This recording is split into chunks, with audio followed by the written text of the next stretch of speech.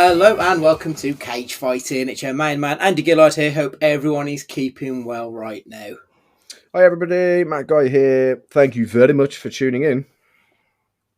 Hello everyone, Stu here. Went really Radio 2 DJ then for a second. I don't know what that was all about. I'm not sure. I've been summoned by the spirits, maybe, of light entertainment. Although half of the spirits of light entertainment are all dead paedophiles at this point, so That's true. Well, it is the coronation nearly, so only seems right. Incredible. Gents, we've got a bit of Nick news to get into before we get into the news normal. I know we've all been to see Guardians of the Galaxy, so I thought what we'll do is when we get to the what have you seen lately section, that's probably the best place to do it. I'll put a timestamp in there, but I think we'll try and avoid spoilers best we can, but just so people know. So yeah, we'll start off with the Nick news first. It's been a Nick heavy, it's been a fortnight or so since we've done one of these. So the first one was that Nick Cage was recently asked to give his top 5 Nicolas Cage films. Pig was his number 1, which I don't think is a surprise to anybody. Followed by Mandy, Bringing Out the Dead, Bad Lieutenant, and Joe. Joe is the only film on that list that I've not seen, and it's a bit of an unknown one. It was released in 2013, and it was about Nick Cage, who takes a young man under his wing after finding out that his father had abused him. Any surprises in that top 5, do you think, that, of Nick Cage's? Only a surprise to us, I guess, because I don't think we were Mandy lovers, were we? So that for us didn't, it's one of those really. That was in the kind of heyday of when we were talking about Colour Out of Space, and we had a few other kind of more psychedelic films. That one kind of missed the mark. So that one for me, really. But other than that, no, it kind of ticks the boxes. He was never going to pick like Gone in 60 Seconds, was he, or the big popular ones, or like Face Off or The Rock, is he? It's like asking Springsteen, and he'd give Born to Run as his favourite song. Do you know what I mean? It's just never going to happen. Yeah, it's true. Did you see that picture of Springsteen today, where he looked very like? He put it on Twitter that he looked very much like Michael Barrymore, which was quite worrying. I did see that picture. Yeah. To be fair to him, though, I think he's like 70 something now, and he looks in fantastic nick. To be fair to him, still like touring and everything as 3 hour shows, isn't he? He's like the hardest working man in rock and roll, or it's called. Yeah. I was lucky enough to get to see him a few years back, and I was expecting a bit of a balmy night with him in his leather jacket, rocking out to what have you. And it ended up being it did a hoedown show, and it was all country, like bluegrass. And to be fair, it wasn't at all what I was expecting, but it ended up being a really good night just because it was sort of Springsteen doing what he does best. So it was a really good show. Stu, anything in that top 5 of Cage's that surprises you? I mean, there's a couple on there like Joe and Bring Out the Dead. What the hell? I've never seen that either. It's another one. Scorsese film in 99, 2000, I think. It's really good, really good. Yeah, that's just because I haven't seen it and I've got no idea what it is. So I'm quite surprised that he didn't put Renfield in there, unless he's going for recency bias and he didn't want to. Because I don't think we kind of briefly mentioned it when you were gallivanting off at how good it was and how perfect Cage was in it as well. That you think, well, that in his role, in it being his dream thing to play, that'd be in there somewhere. But yeah, other than that, it's not a surprise that Pig's number 1 at all. I think so.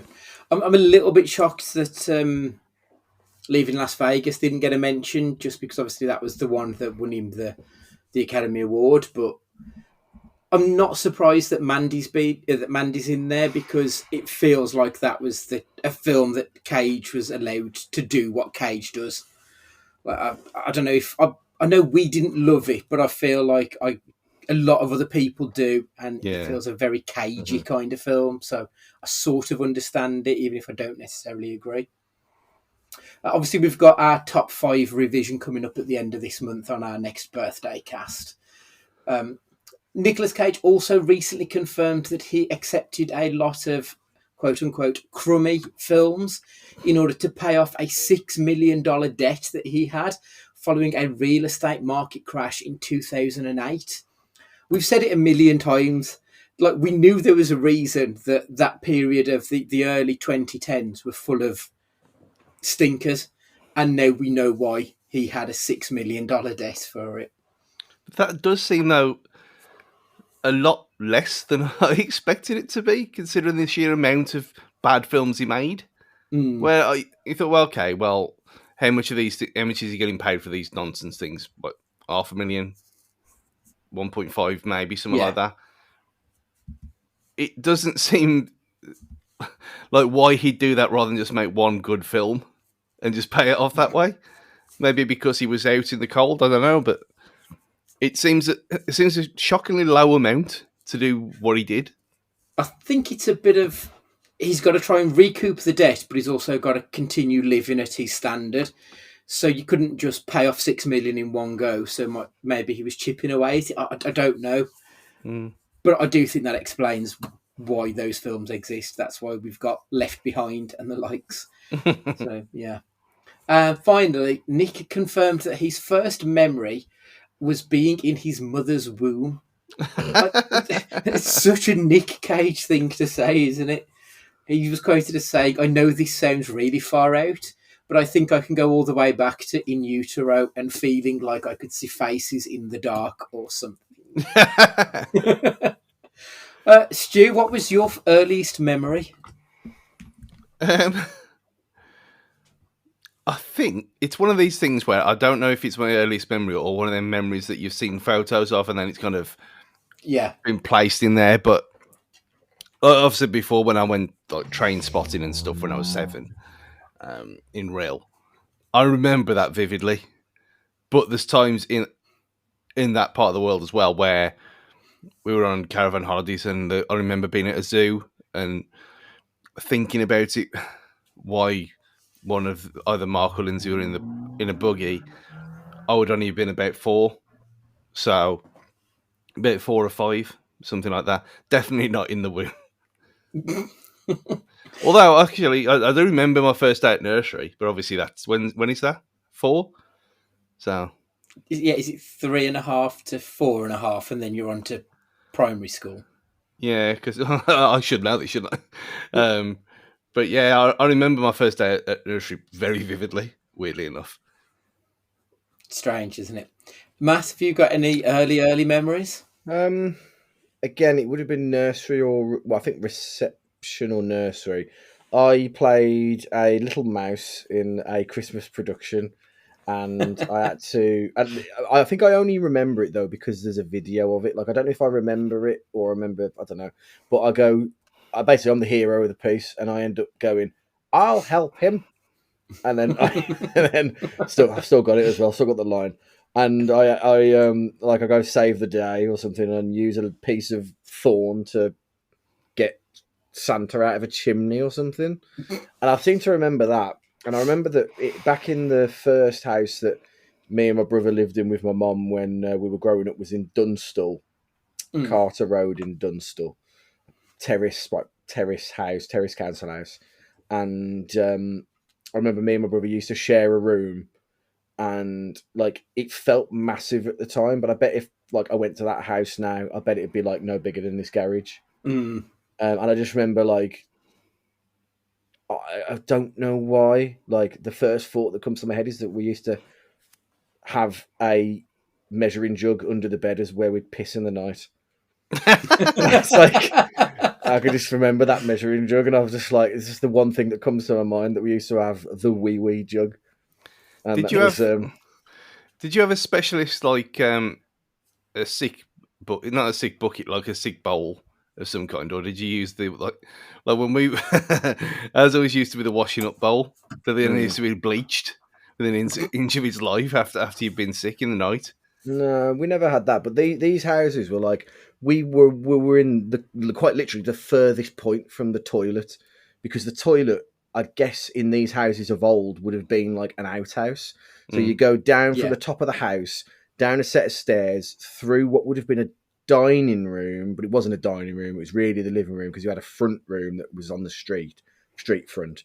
Then you go through the kitchen, then through a little thing, and then the toilet at the very end. And so it was like when you're a kid, there's ghosts and monsters to be worried about. Yeah. So you ain't got time for that. So you just piss in a measuring jug under the bed. Yeah, my uncle lives in one of them in Hart Road in Wensfield, just around the corner from the Con Club.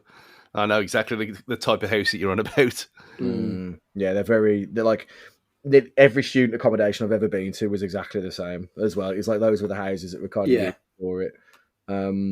Yeah, good times though, man. Like it was one of the. I know people go, oh, the good old days, but like we actually knew our neighbours, and it was, it was just a good time. Kids played in the street, and yeah, were the good times. Oh yeah. I think my earliest memory, I remember being in a high chair, so I'd have been maybe 3 around that age, you think, in a high chair, playing with some Star Wars figures that I'd have had for Christmas. I vaguely remember the one of Jabba's men, the one with the pink, long, not dreadlocks, but they were supposed to be that kind of thing, wrapped around. I remember that. I can't remember the character's name, but I remember having that one and Admiral Akbar. I don't know why it's such a vivid memory of playing with these toys. And obviously, I was born in 83, which is when Jedi was out. So those toys would have been probably like 85, coming 86. So yeah, that's my earliest memory. But I remember my first day at nursery as well. Like my best friend, who I still talk to like now, she fell off not a jungle gym, but that's like a slide. She fell and cracked her head on the floor. And I just remember laughing, and that's why I love, like, You've Been Framed now, because I like seeing people fall and hurt themselves. Absolutely. Yeah. Moving on the smaller screen this time, the Writers Guild of America have called for a strike. In a nutshell, the writers want a bigger piece of the pie.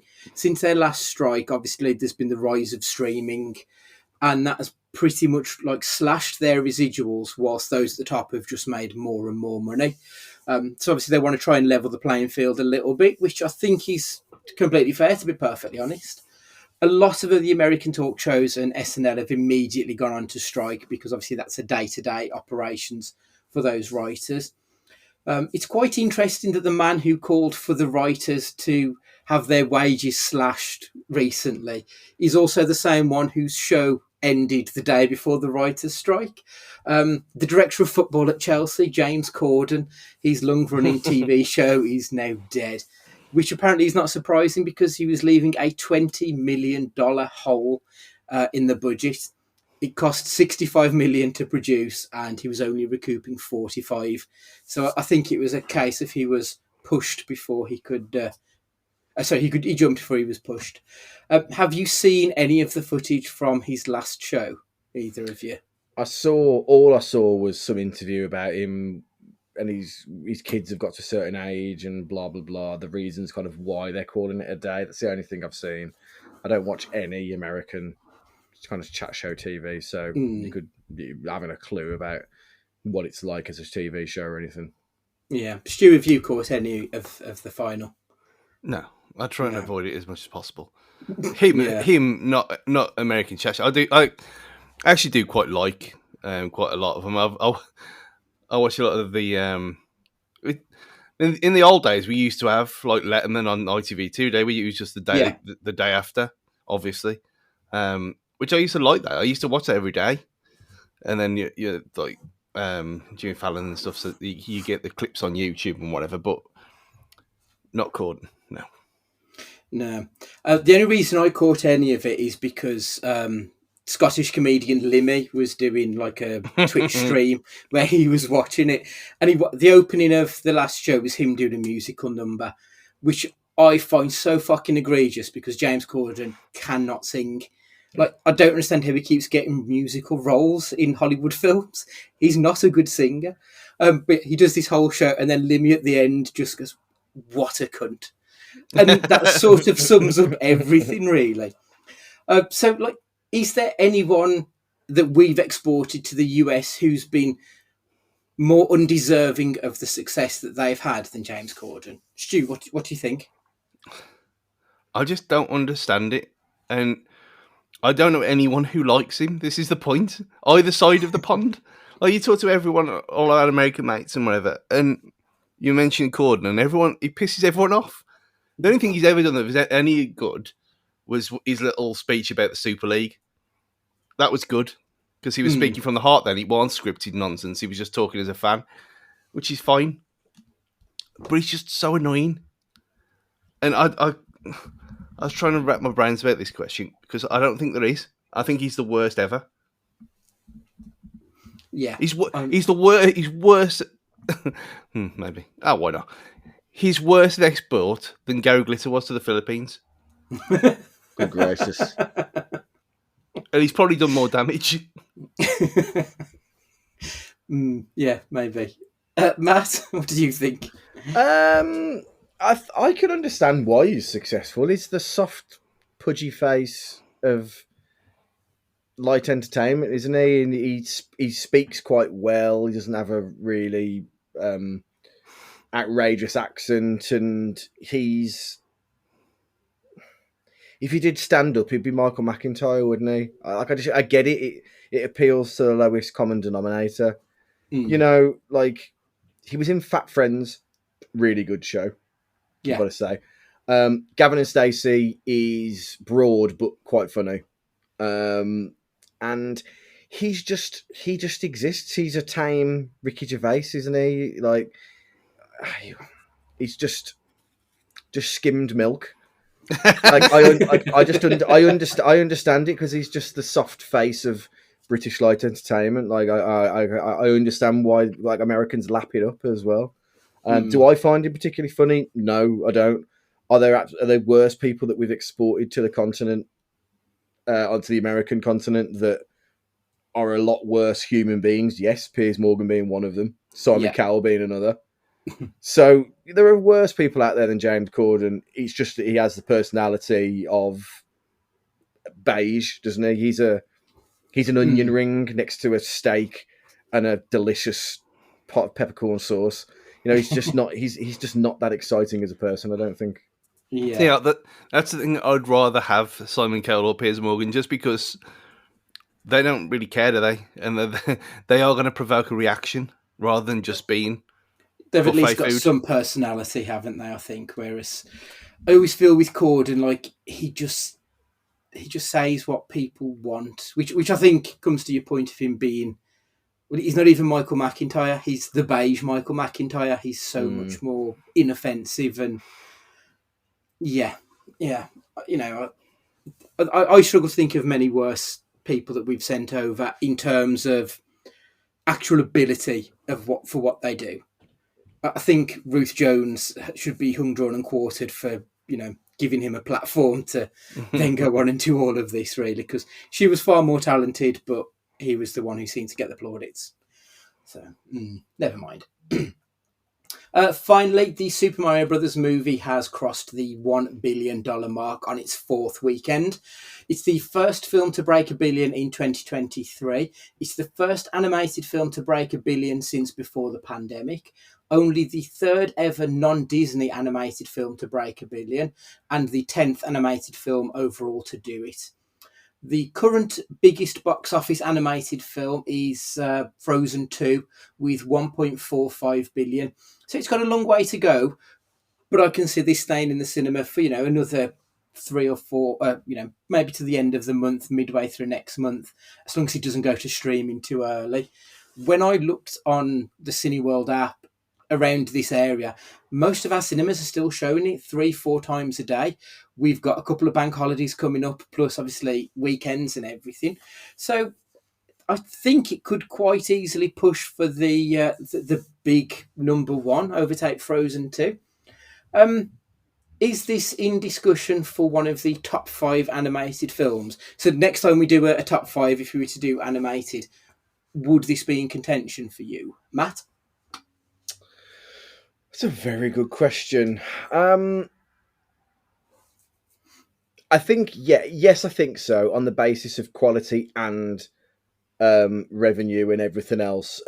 In terms of that, it leans closer to the kid friendly than the smutty animated film that's got happens to be aimed at children. Do you know what I mean? That some of these Yeah. films are. But I had from a purely enjoyment point of view, I really, really had a good time with it. So yeah, why not? I'm struggling to think off the top of my head films that are beating it. Really, is it top? Probably not. But it's not far off. Stu, would it be? Obviously, I'm not asking for your top 5 or where you'd place it, but is it something you would think about, or would you just dismiss it as it being a bit of fluff? What do you think? If Moana didn't exist, it'd be number 1. Okay. I and you said it's still in cinemas. I'm very tempted to go because we got week as well. Remember, so yeah, we have in a couple of weeks. So I ain't doing anything over Coronation Weekend, obviously, because we are patriots, and we're going to watch the Villa match instead. Fuck them. So yeah, I ain't doing it this weekend. But if you get Whit Week and it's still in there, why not? I can't believe how much I've thought about that film. It's 90 minutes of, well, effectively cotton candy, as Atlantic friends call it. But it doesn't surprise me in the slightest. And the best part about it is the fact that it showed all the critics up to be complete idiots, because it was massively panned. It was getting it was on about 63, I think, at one point. Before it came out, and then it's got to this level and everyone's just raving about it, and you think, well, yeah, you clearly just stuffy arseholes who've got no fun in your lives. And even you liked it as well. Yeah. I mean, don't get me wrong, I understand some of the critics' issues with it, because it's 50% of a film and 50% an advert for Nintendo. So I understand why the critics don't like it, but the film side of it was good enough, and the advert side of it was me getting all giggly because it was my youth again. So yeah, I don't think it would be in my top 5 because I don't think there's enough depth, but I also wouldn't dismiss it as a very enjoyable afternoon spent. So what more can you ask for from an animated film from one of the lesser known studios? So yeah. Right, so that is the news for this week. Matthew, have we had any listener questions? Yes, we should have. If you'll stall for me for a brief moment. Should we vamp? Should we what, sorry? Vamp. I think it's what they do on stage when they're trying to buy time, so they'll do the jazz hands and stuff, yeah. Or were we vamping in Inception? Were we actually questioning vamping while we were vamping? Matt Cunnington. Have you heard of vabbing? Is this a sexual thing? Possibly. Is it something to do with dabbing? Yes, it's very much like that. Yes. Oh, okay. I've got a bang in. It's ladies using their own natural scent and applying it with using their fingers to their neck area. Oh, like a pheromone. Yeah. That shows an age difference there, because I assumed you meant dabbing in like the Paul Pogba sense. Like that. Yeah, I thought it was something like that. Matt Cunnington wants to know, what have Chelsea done to Raheem Sterling, or is he just past his best now? That's a great question. I like that question. That's really good. Part of me wonders if it's a bit of the Michael Owens. Remember when Michael Owen broke through and he played so many games so young that by the time he was mid-20s, he was fucked. I wonder if there's a little bit of that with Sterling, because he broke through at 17 and played a lot of games. And also he's in a very, very basket case Chelsea team. So I don't know, because he was still solid enough at Man City last season. Maybe it's the move more so than anything, but part of me does wonder if he's just run out of steam and his legs just can't keep up anymore. I think it's just that club. I think for for that squad to be in talk of relegation is a joke in itself, and them players should be nowhere near the bottom half of the table, should they really? No. You look at it and think, well, it doesn't make any sense, but it makes all the sense in the world, and it's kind of the lesson that everyone needed after the last few years, and that throwing silly money at it with no plan is never going to work, and it's gone spectacularly wrong. It's just glorious to see, and I think with Sterling, I think with someone competent, I think he could get him playing again pretty easily. Really, he doesn't look like Owen. He doesn't look a bit like Fowler before him as well, and that kind of peak too soon player. He just looks like clueless, like the rest of them. It's been fun to see, though. Yeah. Oh God, yeah. I mean, there's always got to be. The thing is, it's been a season. It's been a really weird season where only up until I'd say like the last two fixtures, there've been no teams that have been like on the beach, because you've had teams all the way down to kind of 10th that could qualify for Europe, and teams all the way down to like 12th that could have got relegated. So it's been like a proper, like, there hasn't been a lot of passengers this season. Yeah. So it's been a really strange. I mean, don't get me wrong, I can't wait for it to be over. It's been the longest season in history. And I just want it to be done now. Like, I can't wait for the price increase on the season ticket, because at least it means the previous season is over. Yeah, it's been a season, to be fair. Yeah, it certainly has. And a question from good old Ash Dolan, a good friend of the show, Ash Dolan. We love him dearly. After the masterpiece that was John Wick 4, is it time the relevant awards ceremonies starting celebrated choreography and awarding for it? As a bonus, what's your favourite piece of choreography on film? Stuart? Well, yeah, they absolutely should. I'm amazed that they don't, actually. Not with the Oscars, because obviously it's too populist for them. Choreography. There was a lot in that film itself, like we talked about before, like the top-down Hotline Miami kind of scene. I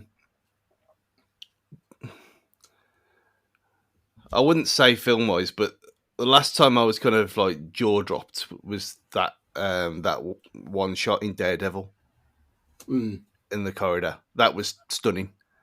And obviously the amount of times and the amount of practice would have had to go into that. Just exceptional. But yeah, before that, I'll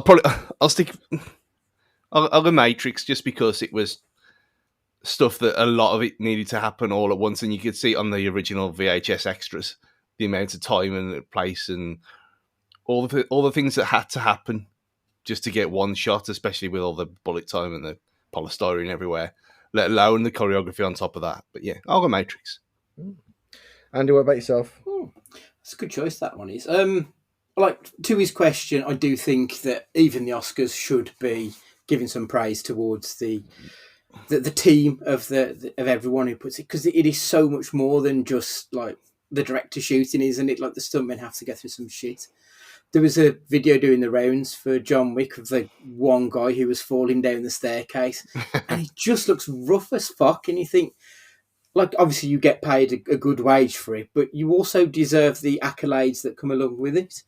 So yeah, they definitely deserve it. And like the scene where they're doing the 100 steps to get up to the final showcase, that is such an impactful scene with him and the blind fella at one point where they're fighting off all the bad guys. It's so well done.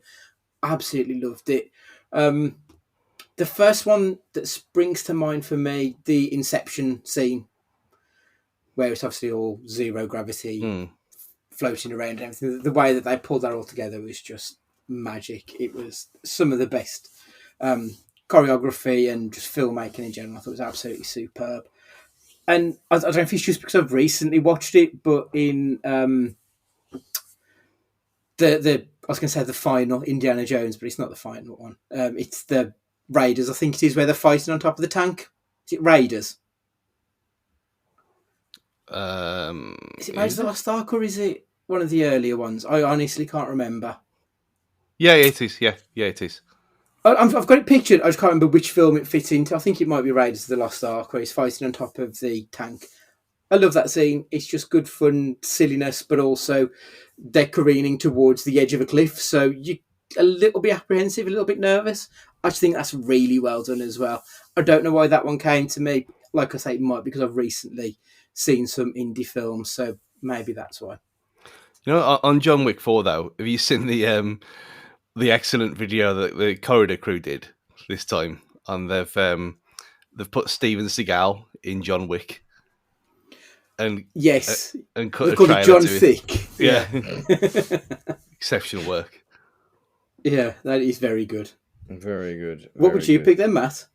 Um, it's a tough one, really. I think about some of the scenes like Kingsman and the one in Guardians of the Galaxy 3 towards the end of the movie was pretty spectacular, to be fair. I think fight scenes like that really do tick a box for me because it's not necessarily the creativity of body movement, but the creativity of painting the picture of what's around them. I think is so special. So the Kingsman one, like in the church, for example, it's just like you can watch it 5 times and see 5 different fight scenes because you're watching everything that's going on in the background, and I think that takes a real visionary to put that together. Yeah, good choice. That's your lot. But if you do have any questions, and if you've been a long time lurker, but never put a question in, and you're one of our what country was it that we're ridiculously high up the charts? Can't remember. It was like Czechoslovakia it's the Czech Republic, I think. If you're one of our Czech friends, then get in touch, as we would love to hear from you and answer your questions. Super. Lovely. Thank you very much. Moving on to Hot Take Corner. Jerry Springer recently kicked the bucket, and obviously we've been sharing some TikToks in our WhatsApp group chat. What is the man's legacy, good and bad, Stu? I mean, I was actually really upset with this. It's like, well, he's a guy from your kind of formative years who's always been there. And obviously we had that couple of years when he was just doing the UK version before Jeremy Kyle. But I think his legacy is probably about it's fine to humiliate people. And like kind of breaking down the barriers of shame more than anything else.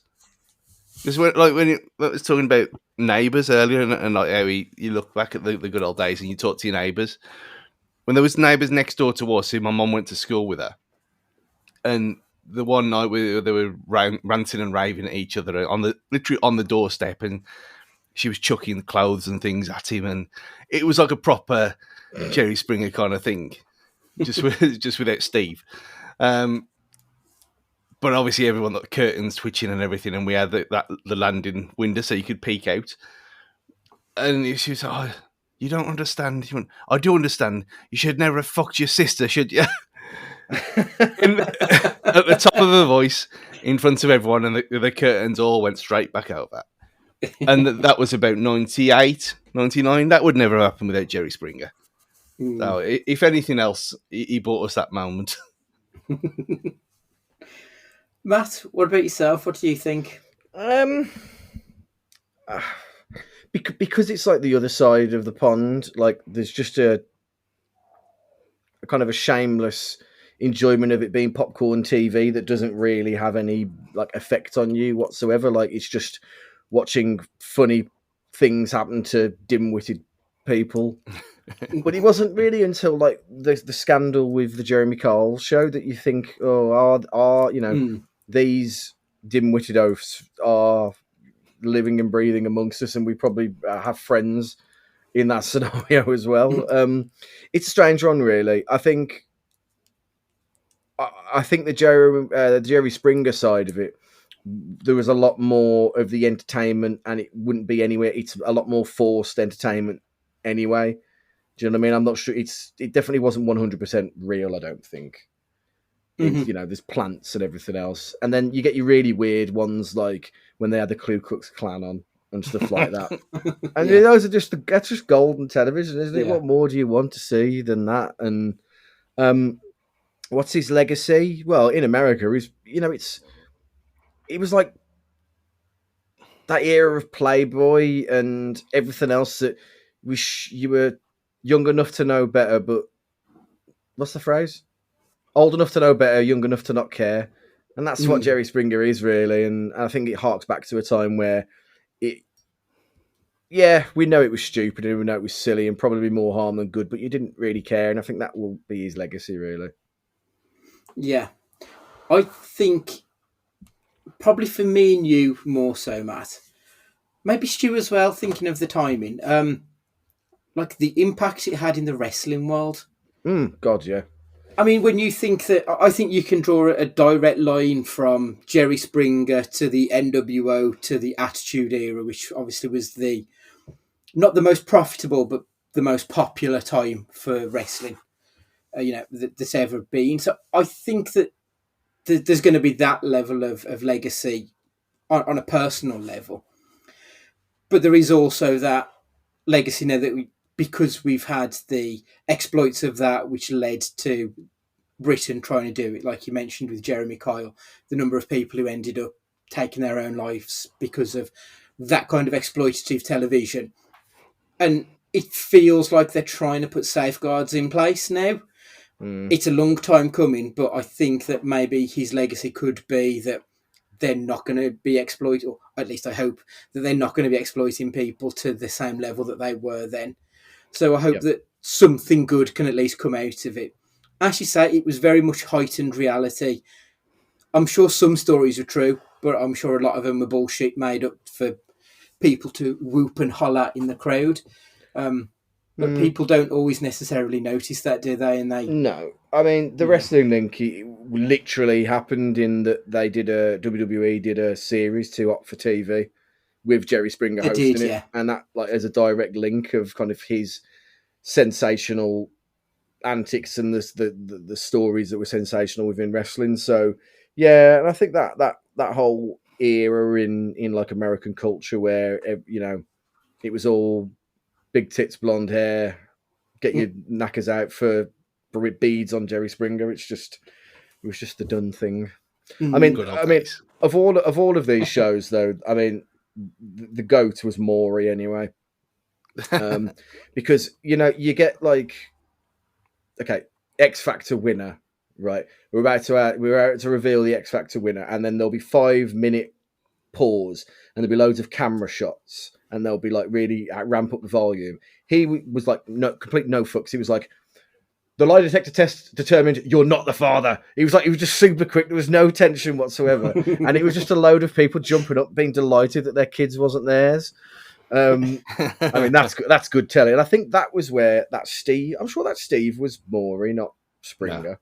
Was he not? it was Jerry because he Okay. had his own spin off years Yeah, I later. remember that. Yeah, I remember that. I see. I think the first one I remember watching was Ricky Lake. I, for some reason, that I think that was the first Mm. Ricky Lake and Sally Jesse Raphael. They used to Mm. show on Sky Mm. One. But then, like, they were fairly serene, level-headed. Like they were very much like the Kelly Clarkson show of yesteryear. Like they were nice and happy, and then Jerry came along, and all of a sudden they were, harassing and hounding people. So it did change the world of daytime television at least in the States, and But as always, England follows suit a little bit later. to be fair, though, I'm only doing one thing when I finish recording this, and that's watching Jerry Springer highlights on TikTok. So that's all you need to know. To be fair, I'd recommend watching Jerry Springer, the opera. Is it the opera? I Hmm. think it's called the opera, yeah. The Stuart Lee piss take of the whole thing. It's very funny, very good. I'd recommend that one if you've got a few hours spare. Moving on, the non-film question this week is yours, please, Stu. So you giggle, but I mean, this shows how much they are watching and listening to us because, well, literally minutes after I mentioned this subject appeared as a promoted thing on Twitter, and then again it came up tonight from the National Trust, and it is the age-old question of what do you think of bees, Matt? What do I think of bees? Do you appreciate them? Are they cute little fuzzy little friends? A bumblebee is a lovely, adorable little thing, but bees as a collective, not so much. But I understand that I think we'd all be dead if bees didn't exist. Is my understanding. For some, I remember reading somewhere that like if they didn't exist, not that like there'd be no plants, but that essentially we'd be dead without bees. So I have to appreciate them in some capacity, much like bus drivers, I guess. I've got nothing against bees. I mean, normal bees won't sting you unless provoked. It's wasps that will do that. So yeah, I've not got a problem with bees. I'm all for bees. Yeah, I agree. I quite like a bee. As you say, they're very important part of the ecosystem in that they help create food for us, and they're also food for something else. So they play quite an important role. And I think bee numbers have dropped over the years, which has been a concern. Um, as you say, they're not, wasps and hornets, which are just the cunts of the insect world. Like they're just horrible things who will attack you just because you happen to be there, and they don't seem to play a positive role other than just being food for birds. Um, so yeah, I agree. I like bees. I think they're a handy creature to have, and we're better off with them. Like I've even got some plants in the garden which are bee friendly, to try and help pollinate the world, so to speak. Yeah, because one actually, why I thought about it, because one landed on my arm when I was gardening earlier in the week, and like you even have to go back a couple of years, and I would have like kind of shooed it away, but it kind of looked at me, and not in a kind of sexual way, but it turned at me, and it was like it didn't show fear. And I thought, oh no, you can stay there. You're not doing any harm. You're fine. So I just carried on getting the weeds out and stuff, and it just stood there on my arm, just kind of perfectly content. I thought, oh, it's having a great old time. But then, then ever since that happened, I was in Wensfield, and in the charity shop window there was a toy bee. There was like a cuddly toy bee in the window, and then there was all this stuff on Twitter that was promoted to me about bees, and I thought something's going on here. And it's like when in X-Files where they had the whole thing about the bees being key to the alien invasion, which they're clearly not doing this time. But I just thought, no one really talks about bees anymore. I thought it just needed to be raised. I appreciate that. Now, I'm going to ask you a question, Stu. I don't want this to be like a just stop oil kind of initiative here or anything like that. However, right, you've shared an emotional connection with that bee, right? That you have somehow transmitted to that bee that you are not a threat and it's fine to be there and it's understood it. Your words, not mine, right? Mm-hmm. Now, you what a gift you had there with that power. When like you could obviously do that, you probably have that with your cats and other pets and stuff. Do you not think that you could have that with a chicken or a cow or a little piglet, and then not feel an element of guilt that then that would be killed for your food pleasure? No. That you're killing something sentient that will that you obviously could have an emotional connection with, and it would feel safe in your presence. Well, it'd feel safe until I broke its neck if it was a chicken. But my mother-in-law actually got chickens now. Got 3 of them in the garden, and I went around and they were like making the kind of purr noise at me, which was weird. But no, food is food, and that's what they are. And you can't really eat a bee, can you? You'd be kind of a waste of time, really. If you had enough of them, yeah, you could, but bee soup. Isn't that how honey puffs are made anyway? I thought that's what it was. They do think that the next protein source is going to be insect, going forward once the Earth gets even more fucked than it already is. They do think that we'll be going insect will be the next sort of source of protein. I'm not ready for that. But I get your point completely there, Matt, because you do need to have some cognitive dissonance to love animals and then tuck into a burger afterwards. I get it. And I wish I didn't like meat as much as I do, but at the same time, it's how the world works, which is such a shitty cop-out answer, but it is. And I am as guilty as anybody, because if for the reasons I've literally just said, I should be a vegan. because it's no better than a cow being kept alive than being hooked up to a machine to pump its milk out and being given things to pump milk out and everything else. Like, I get that completely, but it's baby steps for me anyway. But it's just one of those things where, like, I remember in lockdown, me and Sam went for a walk to the fruit farm and I saw this little pig and it looked back at me and it was proud as punch. And I was like, man, I can't do this anymore. And then like a few months later, I was like, bang, let's try it. And here we are. I'm not going to start throwing a pig carcass at the Mona Lisa or anything like that. But it's just one to think about. A question for you as a coffee drinker. What do you think of the alternative milks? Oh, they're not milks, are they? But, an alternative to milk. Your almond, your oat, etc. I like oat quite a bit. An oat latte gives it a nice flavour as opposed to anything. Like, I'd have it purely for flavour alone. Almond milk can fuck off and die, really. I remember that's what I accidentally ordered in Cineworld the other day. Like, I just wasn't thinking. I ordered an almond instead of oat, and it was just the worst thing I've ever drunk. And I ordered like a large as well because I was like, oh, it's only 20p extra. I know that's how they get you. But it's disgusting. Like, coconut doesn't belong anywhere near a coffee unless it's a coconut syrup. Disgusting. Don't mind soy, but it almost curdles. You have to wait till your coffee's cooled down before you put it in. So there's some decent ones out there. I purchased some oat barista milk. Yeah, it's good. It's good. Like, the actual texture of it and everything when it goes into the coffee is spot on. It's really good. Quite like that. And I've seen some TikToks of people making their own oat milk. So I'm kind of tempted to give it a shot myself just to see what it comes out like. I keep seeing like videos of people going, "How do you milk a nut?" And then it just like goes to the Pornhub music. And it's just like, well, here we go. We had some for some ridiculous reason there was no delivery of milk that day, and we had to wait for Heron to open before I could go and buy some. So they had some the nut milk, and it was all right. It was fine as a kind of one-off. It wasn't disgusting, which I expected it to be. But yeah, fine. Hazelnut milk is incredible. I mean, I've tried that.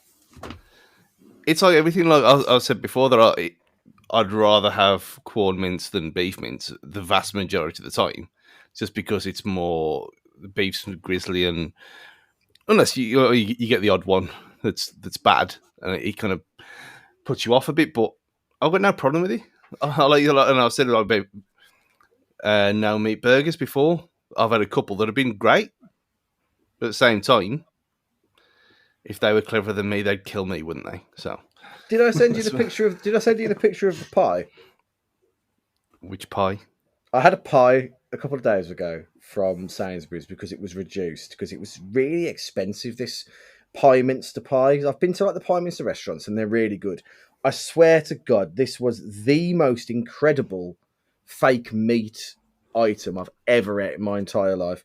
So, Stu, next time you go to Sainsbury's, I'll wire you the money to buy it because you need to have it. Honestly, it was so tasty. It was unbelievable. Really rich and delicious. Proper. I'm going to say meaty, but obviously it is. You know what I mean. Close your eyes and eat it. It's dead because they got corn flour in it to like thicken it up like a thick gravy. Yeah, it looks like steak. Yeah, it is. It's banging. Oh, fantastic!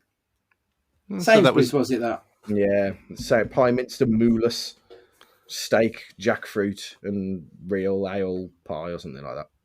I do like a pie minster. We went up to Trentham Gardens a couple of months ago now, and they've got a pie minster there, and we sat in, and it was like £12, something like that, and you get a sizable pie, mash, and sides and everything to it. Like, it was decent value for what you got, and yeah, lovely. And that was bees, everyone. Yeah, that was bees. Right, so what have you been watching lately? Tell us what you've been watching, and then we'll do Guardians of the Galaxy at the end of this section. Matt, what's been on your telly box or in the cinema? So I'm back. I'm back, baby. The bitch is back. I'm back in the Cineworld crew. So I've been to see Air, unbelievable, coming to Amazon Prime on May 12th. I've been to see Renfield, brilliant, loved it. Saw Guardians of the Galaxy last night, and what was the first thing I saw? Me and Sam went to go. Oh, then Super Mario. Went to go see that. So I've seen all that at the cinema. Wasn't a bad film amongst them. Annoyingly, any one of them could make my top 5 for the year so far. They were all great. Really enjoyed it.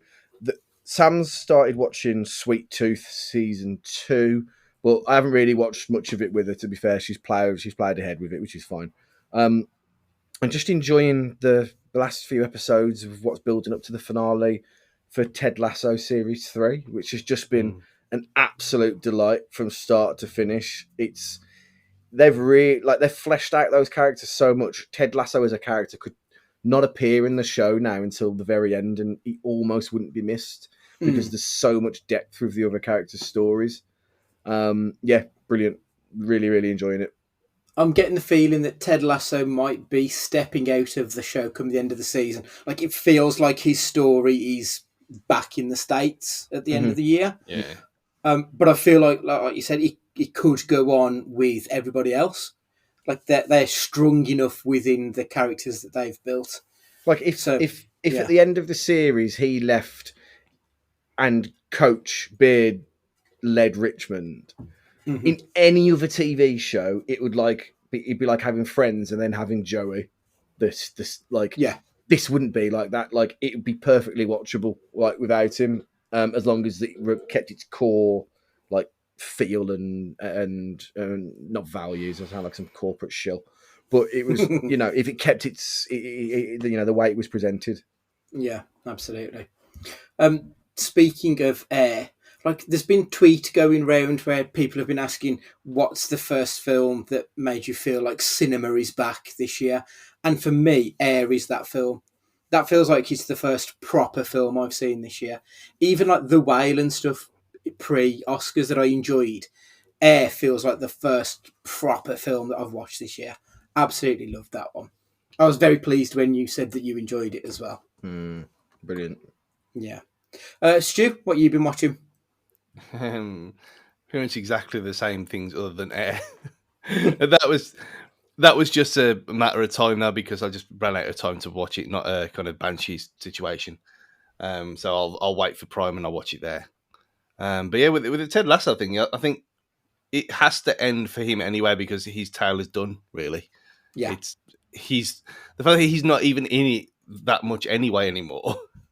Gonna says everything about it really, but yeah, I like it. I can't think of a show that's gone from short little skit-like episodes to a proper like drama, like Cold Feet, like it seems now, which is kind of strange. But yeah, love it. Obviously, the other one was which so many people had started talking about it. And I thought, well, if I don't watch it now, it's just going to get spoiled, ain't it? So I'm going to have to force myself. And I didn't have any really interest in it at first. That's Beef on Netflix. I watched the first 3, and yeah, it's pretty good. There's a couple of laugh out loud moments in it, and it's not really what I thought it would be. And Korean American stuff, I have no real knowledge at all about, so it's a bit of an education as well. But yeah, I've liked it so far. 3 out of 10 episodes watched, so I'll watch that for the rest of the week and be done for the next time we do this. But yeah, and then obviously Guardians yesterday. I've seen some good reviews of Beef, so it's been on my list, but you're the first person I know who's actually watched it. So yeah, that one, I'll hopefully get around to that one at some point. It's been a bit of an un-Andy-like viewing recently for me. So I've got 2 reality TV shows to recommend, which is a bit odd. Yeah. So Jury Duty, which is one I mentioned to you guys in the group chat the other day. Jury duty is everybody in this court case, so everyone on the jury, the judge, prosecutors, everybody are all actors apart from one man. And they try and test his limits and push him. They're all sort of real people. Like, there's one guy who is obsessed with, furthering the human race, so he's built a portable chair which attaches to the back of his legs. and it's all silly little things, but that it's stuff that you do recognise in humans, and they push it to the nth degree and see how far he can go before he cracks. But the guy who is the centre of the show is such a nice bloke that he never actually loses his rag with these people. But the best bit is that James Marsden's in it, who you'll know as Cyclops from the X-Men films and shitloads of other stuff. And he's playing James Marsden.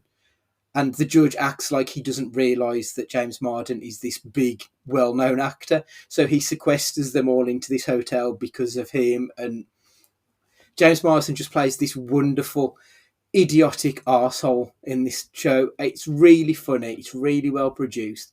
If you like the Nathan Fielder type of show, I believe he's a writer on this. So if you like that, you'll enjoy this.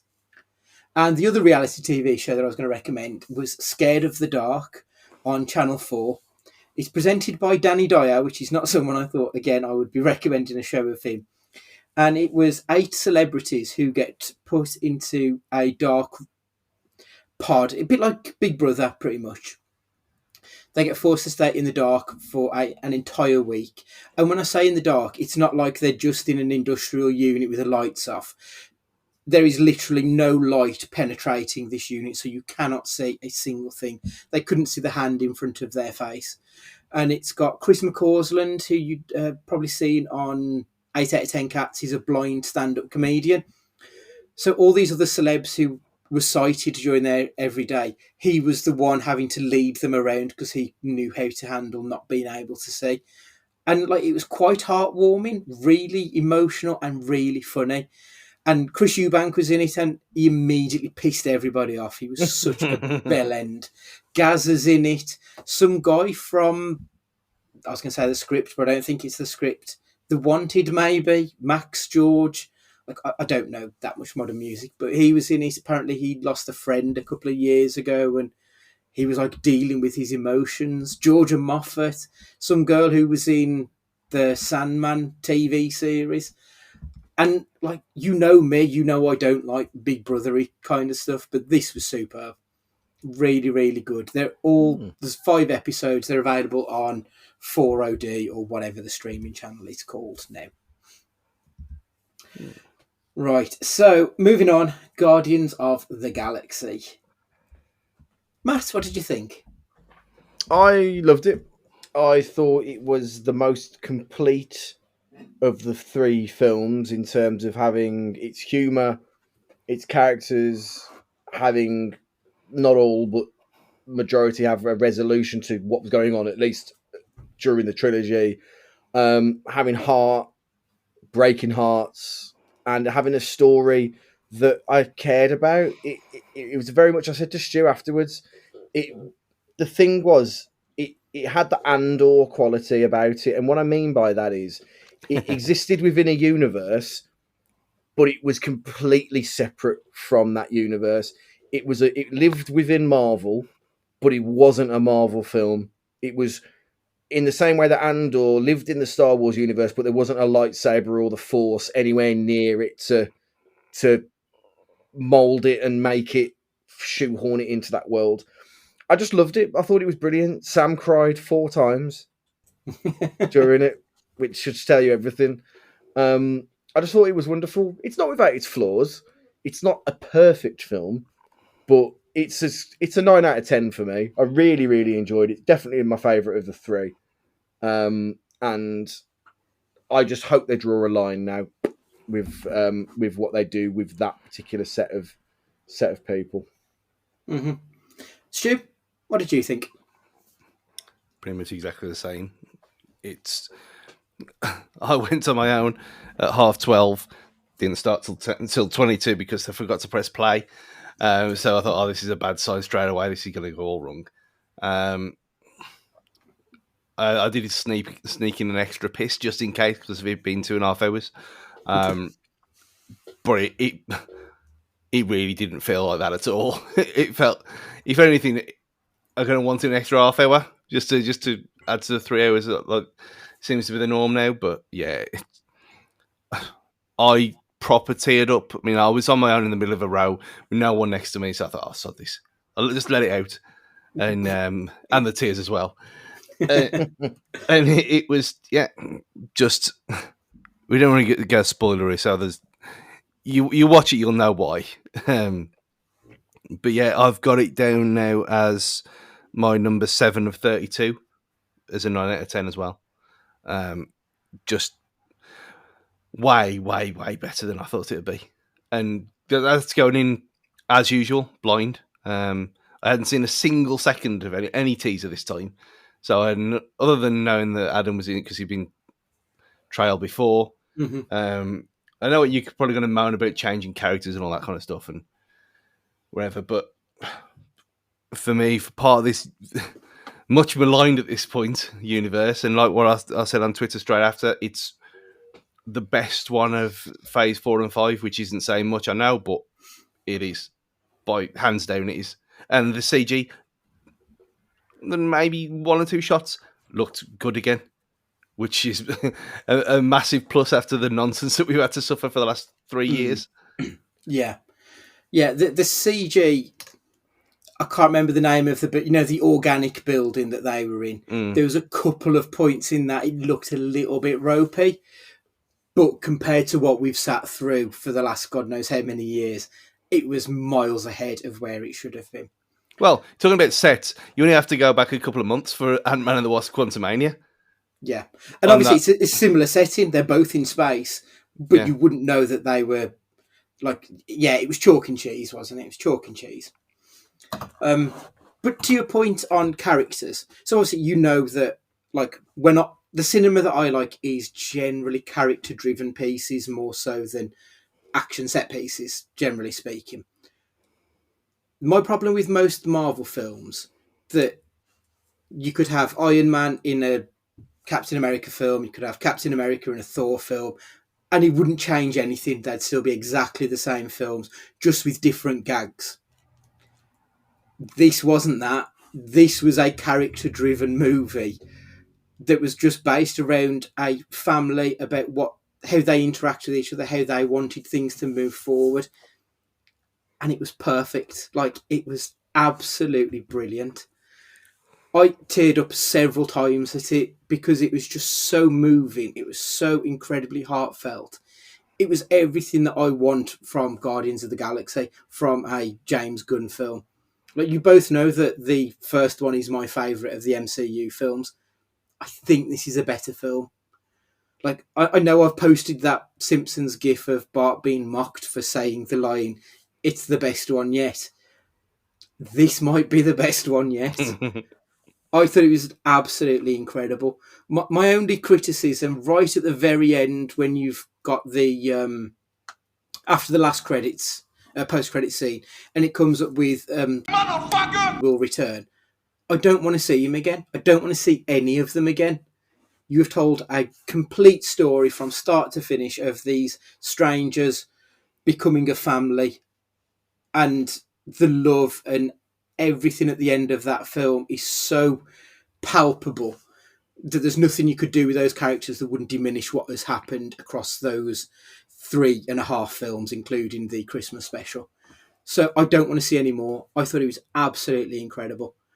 And it's the perfect way to end the MCU for me. I've got no interest in watching any more now. I'm quite happily done with it because it was just what I wanted from it. It was brilliant. Loved it. I think you might need to bleep that name out. What? Motherfucker! Yeah, because when he's in I have had it with these motherfucking snakes on this motherfucking plane. To me, you think maybe. Yeah, good point. Ooh, Matt, do it like a proper comedy bleep as well. There's 2 now because I mentioned it as well. Yeah, that's fine. Yeah, I'll bleep that out, but that's literally my only issue with that film. You son of a bitch, Andy. Even Sam was like, I'm going to come on that podcast, so I'm going to kick his ass. She literally said that to me because I was like, Andy, the fucking fun police. He's going to fucking say something about the mise en scène and he's going to hate it. And then, no, I'm chuffed you feel that way, to be fair, because, it was just, it was great. I loved everything about it. But you're right. Let sleeping dogs lie now. The only thing, though, so there's 2 things about it that that floored it for me. One was, and as someone who doesn't like know anything really other than those films and the holiday special, like, I felt like I'd missed something because of the whole Gamora. Like, obviously, I've seen the End Game and Infinity War and everything else, but I just felt like, oh, like I've missed something here. Have I am I meant to know she's back? I don't remember her being back. Like all this kind of stuff. I know it's in the trailer. She's in the trailer. What do you mean? What do you mean back? They brought her back in Endgame, didn't they? When they did that's what I mean. That's why when they travelled back through time. Yeah, did they? They brought her back in Endgame, but I don't remember that. But I think timeline wise, when I watched Guardians 2 on Sunday night, and I was like, I had to think to myself, when was this in the timeline as well? But it's all this whole hokey timeline Spider-Verse shit that I hate. Yeah, because that's why they were saying about when she said, "I'm not yours," because she's not. She was the one that came from the past when they were hopping around in Endgame. I mean, there's the one bit. Go on, sorry, I was going to say, there's the one part when Quill is giving a potted history of their timeline of her dying, and then we went back in time, and that bit, I thought that just completely negates the rest of the MCU because you've just explained everything and why the rest of the MCU is kind of shit. Like they broke it with Endgame by being able to just bring people back whenever they fancy now. So that made me laugh just because it says, the rest of this is nonsense, isn't it? The only other thing I didn't like about it, not so much like, but it was just a missed opportunity, is Peter Quill's obviously this alcoholic who can't get anything done. The Guardians of the Galaxy hate each other. Then all of a sudden he's cured of his alcohol dependency and he's no longer this alky who's got this problem. He's just Star-Lord again pretty much straight away because he's got a purpose to go. That was a bit like, it would have been better to have fleshed that out a little bit more. I mean, if you're going to do it for 2.5 hours, make it 2 3/4 and just give us a little bit more. But that was the only thing. That's fair. I think I agree with that. It would have been like if they'd ended the first Rocky film with him winning. Like there's no redemption to be done. Like they kind of skipped over it. I think that's a fair criticism, but. Like when I complained about it to our friend Ash, it was literally 2 minor things, and I felt like I was being really nitpicky because there's nothing really wrong with any of them for what's essentially a kids' film. Like yeah. Anyway, that's Guardians. Moving on, Matt, your question's up first, please. I want you to tell me what the best song is for a 2000s action film montage. There's a few prerequisites here. It has to be a film that involves a lot of leather or PVC in the action film. So we're talking like something like The Matrix or something along those lines where they go to like a club that's usually filled by vampires and it's goth music like Blade or something like that where it's, it's a bit grimy along those lines really. Guns, sex, Eastern European women, usually with short black hair, usually fit like are in these montages all the time as well. So go, what's the best song for a montage of the early 2000s action flick? Stuart, you go first. I'm just going to have to just double check that this is the right name of the song. Because there was one that when you said black leather. So at first I thought, well, you could go the other way and you could have a kind of serene montage with Lifted by the Lighthouse Family, but what you just described is not that. I think it's pronounced tub thumping was what you were after, Stu. Like Chumbawamba, yeah. No, Dope Show with Marilyn Manson. Okay, yeah. I mean, that is that world pretty much in a nutshell. To be fair, yeah, good choice. Good choice. It's that, sexy, should have known better Jerry Springer vibes of earlier. Except he said he's a sex pest. Was that the one that used to be the opening song to SmackDown in the? Yeah, I think it was. Yeah. Again, Again, there we are. Yeah, pretty much spot on. To be fair, Andy, what's your take on this? I wasn't sure on the rules. Does the song need to be from the 2000s? No, not necessarily. My song isn't. Okay. My song. Okay. Isn't. Oh, that's helpful. That also means that I can go with my first choice, because I was going to not go for this because it's Limp Bizkit Break Stuff. Mm-hmm. That feels Yeah. like the right one to get, pumped up. But I thought Matt is probably going to go for Limp Bizkit. So my second choice was going to be Jimi Hendrix All Along the Watchtower. Mm-hmm. Okay. Nice. But no, I I like think that. Break Stuff, I think it would work perfectly. And like I can even visualize it to the chord structure and everything. I think it'd Yeah. be perfect for that kind of film. So mine is Engel by Rammstein, which I put in the group chat earlier, because it's this weird mix of like monotonous chugging along, but then this whistling in the background, and this like I can just see it now.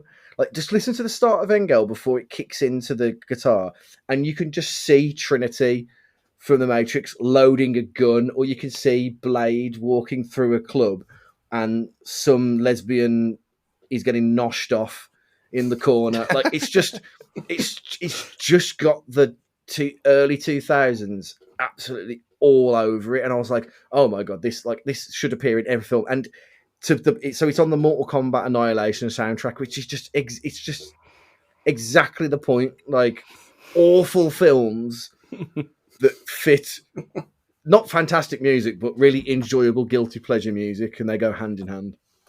Listen to it. Yeah. What was it called again? Engels. Engel, like Engel. There is a English version of Rammstein singing it and doing it, but it's not as good. So just listen to the original. Okay. Right, up next is my question. So obviously when I went to New York on the way back, I watched Mean Girls on a plane. It was great and exactly what I needed because it was something I know well and I was tired. It was late.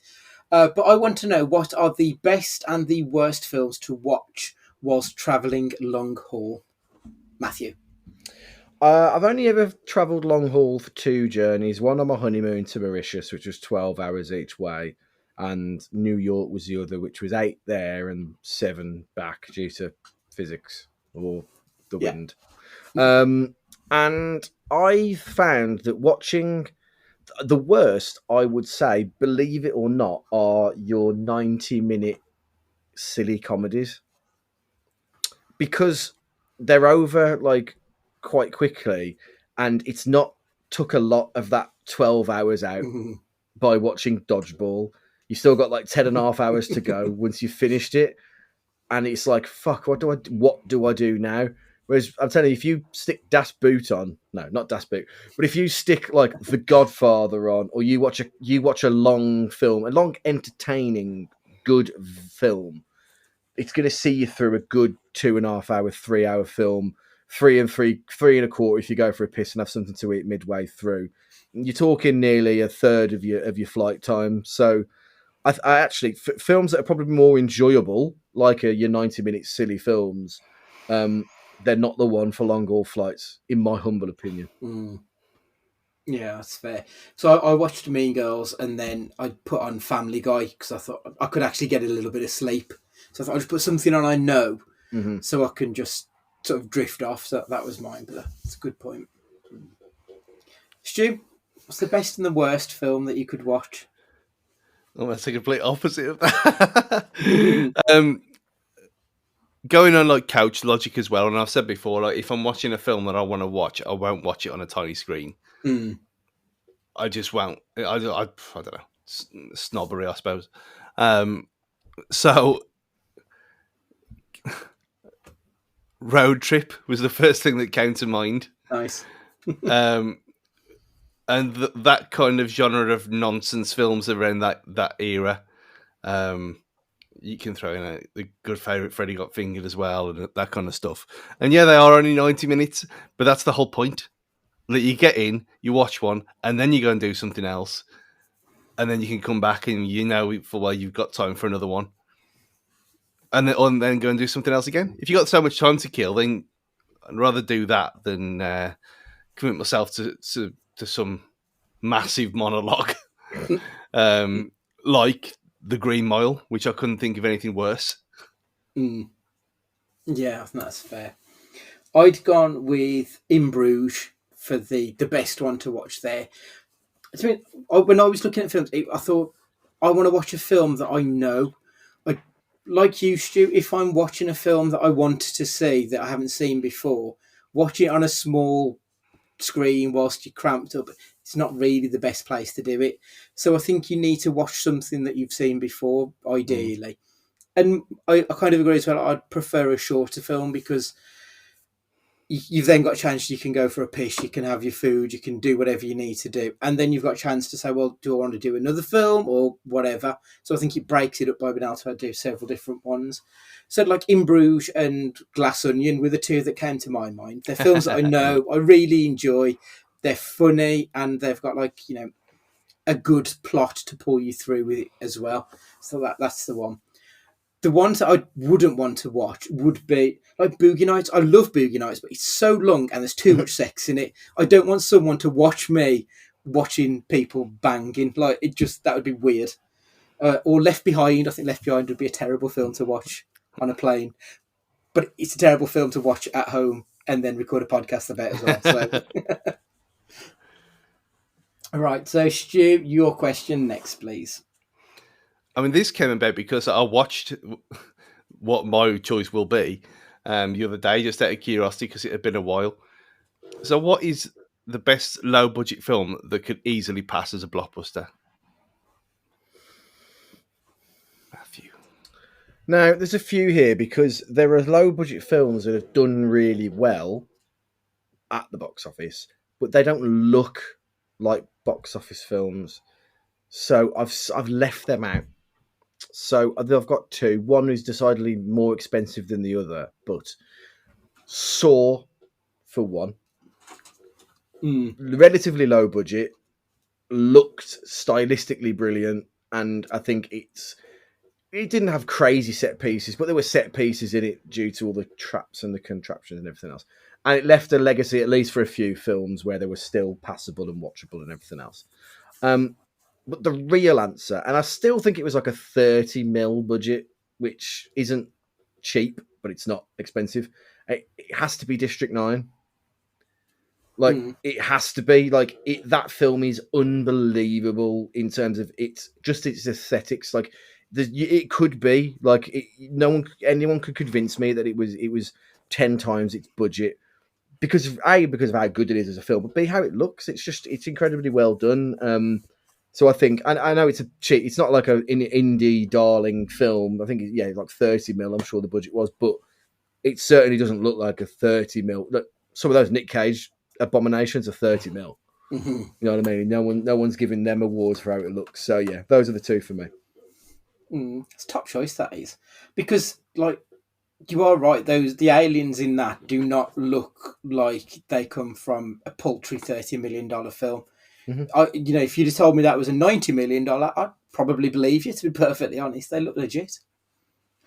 Saw is an interesting one because I'd got that on my list as well. Only $1.2 million. Crazy. Like they did a fucking fantastic job with that film. I know most of it is set in one room, but they'd obviously made the use of what I assume is a warehouse that they filmed in to get the best out of it. So yeah, I think that's a top shout. Bronson only cost $230,000. Wow. Like incredible. But my answer is 28 Days Later. Cost $8 million to make. And obviously they did the tricks of filming at like 3 a.m, 4 a.m, so there was nobody around in London. So they made it look real.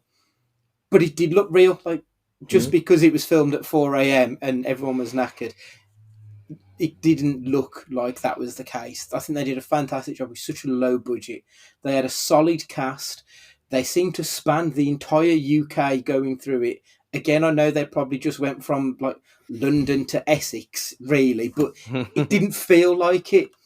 Like every penny of that $8 million they spent looked like it was spent 20 times because they did such a great job building that world. It was fantastic work.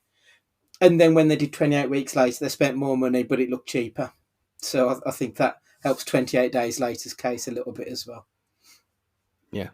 I mean, Matt mentioned the film that I watched brought this up, and it was District 9. I mean, the other one was Blair Witch, obviously, because Blair Witch was the first of its kind, and you've had so many replicants of that have come nowhere near close enough with a huge budget as well. But yeah, District 9, 30 million, a worldwide gross of 210. Wow, that's incredible. But I Blair, go on. I was going to say, Blair Witch, $60,000 they spent on that. And I bet that earned, I mean, I know it was an R-rated horror, but I think that was still like 100 and something times its budget they earned back. Something incredible like that. So, yeah, fantastic. Yeah, there's with District 9, I saw it, there was a thing on YouTube about it, like a 16-minute documentary on why it looks as good as it does now. And because they were going into all the things and what you'd normally do with green screen and whatever, but because it was literally shot using handheld cameras to get the effect, there was no reference points from the cameras, so they couldn't do a passing shot first and then just remove the actors to put the prawns in. So they had to go in and painstakingly remove every single inch of each actor to reproduce them later on. So that's probably why it cost 30 mil anyway, because of just doing that. But proof's in the pudding. Look how good it looks still. Yeah, absolutely. Fantastic. Right, let's do a quick quiz and then we'll say our hurrahs.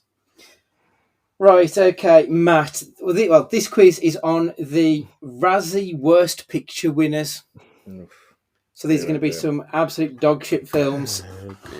Right, Matthew. It's a romantic comedy from 2008 starring Mike Myers. Name that film. The Love Guru. Boom.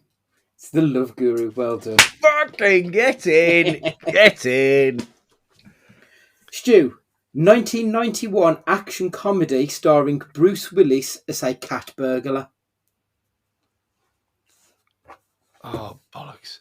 There's a scene where he's jumping through a window and it's by a train station as well. I've seen this before. Oh, no. I ain't going to get it, so I might as well pass. Matt, to get 2-0 up. Pass, don't care. I've won the quiz as far as I'm concerned. I got the first question right. It is Hudson Hawk. Fucking hell. Yeah, I knew you'd kick yourself on that one, Stu. Yeah. Matthew, Ben Affleck and Jennifer Lopez starred together in this film. The worst film of its year, apparently. Oh, God. No. Oh, is it the one where she's a maid and gets married to him? Is it the one I'm thinking about? And it's the stepmom. It's not Made in Manhattan or Monsters in Law. No, I don't know it then. It's Gigli. No, I wouldn't have got a clue. She plays a lesbian and he tries to cure her of her lesbianism. if I remember right, it's been a long time since I've seen it. Sorry, Stu, I forgot to offer that one to you. Would you have got that one anyway? I wouldn't have got I remember it coming out though because of for this reason, and it's why they started taking the piss out of her in South Park as well. Yes, it was. Yeah.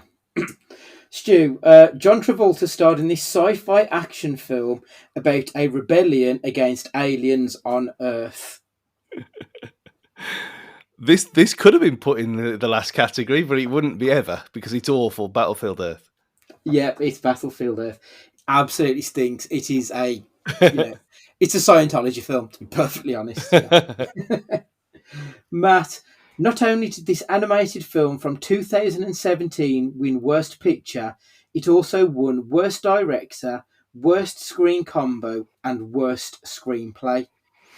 2017 animated film that was absolutely slaughtered. God.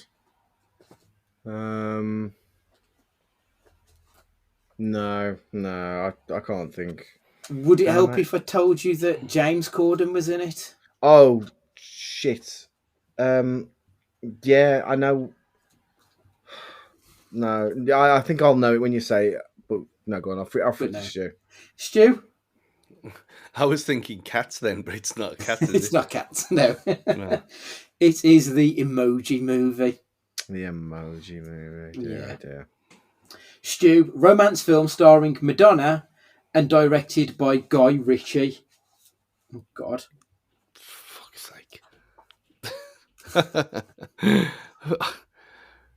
The only thing I could think, the last thing I saw with Madonna was Die Another Day, and that was bad enough for everything ever. It can't be worse than this. I've got no idea. No. Did she meet him on that film? No, I think he did it because they were married and he couldn't get out of it. Matt, any clues? Is it the album that she did that had Vogue on it, and that's why she was in the film? I don't think so. Oh, I don't know then. Because that's Dick Tracy, isn't it? I think. Oh yeah, it is. It? Yeah, no. This is much later. This is Swept Away. Oh, I've never heard of it. No, that's fair. Right, next question, Matt. Final part of the vampire film series based on the books by Stephanie Meyer. The final part is Breaking Dawn. Is that right? It is, yeah. Twilight Breaking Dawn, yeah. Yeah. Part 2, actually, is the final part. Yeah, but I'll let you off with a part 2, to be fair. But yeah, that's it. Stu, a remake featuring The Thing, The Invisible Woman, and The Human Torch. Fantastic Four. It's the Fantastic I've still never seen it and will never see. There's no need. With the original or the remakes? No, the original's better than the remakes. The Roger Corman film. And it's shocking. Matt, Halle Berry starred as the title character in this superhero film. Catwoman. It's 3-2 going into the final question. Stu. Pressure. Oh, this is right up your street. It's an erotic film from 1996 starring Demi Moore as a stripper. A striptease? It's striptease, so the points are shared this week with a 3-all draw. Honours even. Yeah, that's it. Well done, gentlemen. Well done. Good game. Next time we've got Hugh Grant movies or Dawson Creek actors, so that'll be interesting. Right. Next week we'll be doing Guarding Tess. Nicolas Cage plays Doug, a Secret Service agent who gets assigned to protect Tess, a former First Lady. Just when he's had enough of her high-handedness, she gets kidnapped. Now he must do whatever it takes to save her. It sounds kind of fun in that 1994 way of it could happen to you, that sort of era of Cage. It is available to rent on Prime, but just check justwatch.com to see where it's available for you. The poster screams 94. Oh, yeah, massively. Look at it. Yeah. Make sure you subscribe on whatever podcatcher that you're listening to us on, and if you can leave us a review, we would love you forever. Please tell any friends as well, just to try and help us get some more listeners. We would truly love that. It'd be fantastic. But for this week, Matthew, would you like to say goodbye? Take it easy, everybody. Hope you had fun with this episode, even with the slight tangent on bees. We very much would like to hear from you if you've ever been stung by a bee, maybe. I don't know. I hope you had fun anyway. Look after yourselves and have a good week. Stu, would you like to say goodbye? I think that's kind of why I was kind of trepidatious towards them, because it did happen to me once when there was one just having a little rest on top of the tap in the middle of the night, and I put my hand went to turn the tap on, and it went straight through me, and it was like, ow. That didn't help. But yeah, I've made my peace with the bee world now, so it's all okay. But the main part of this podcast, though, MCU's back, so we get to talk about the next film. Yay! Goodbye. Weirdly, I don't think I've ever seen a bee at night. Now you mention it, like just saying it was at night. I don't think I've ever seen a bee at night.